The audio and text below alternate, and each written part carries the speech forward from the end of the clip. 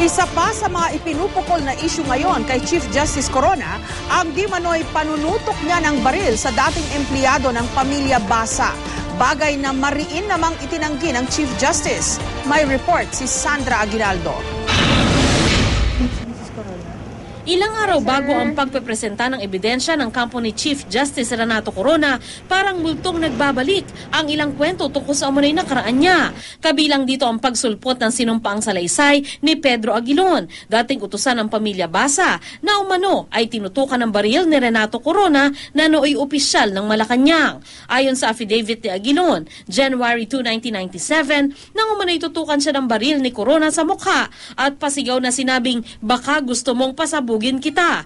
Nangyari daw ito dahil sa hindi pagkakaintindihan sa paglalagay ng kandado sa isang property ng angkan ni Mrs. Corona sa Bustillo sa Maynila. Sumakabilang buhay na si Aguilon. Ayon sa prosecution team, hindi naman mahirap paniwalaan ang salaysay nito. Talaga si Chief Justice, mahilig sa baril. In fact, nadidinig na namin yon na may kahiligan sa pagdating dyan. Pero tingin ko yung testimonya mismo nung gwardya na tinutukan allegedly nung baril, I think stands on its own. It would help if kung he had been honest about yung usapin tungkol sa firearms, no? Pero para sa akin, baka side issue na lang yung usapin ng firearms. Sabi naman ni Corona, hindi dapat paniwalaan ang sinabi ni Aguilon. Itinanggi niya na nanutok siya ng baril, bagamat inamin niya sa panayam ng GMA Network na meron nga siyang baril. Pero wala kang baril, Chief Justice.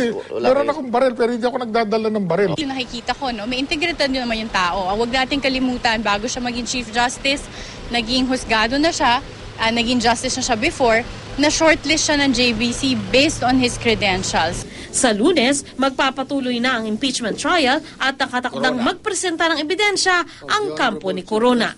Sandra Aguinaldo, GMA News.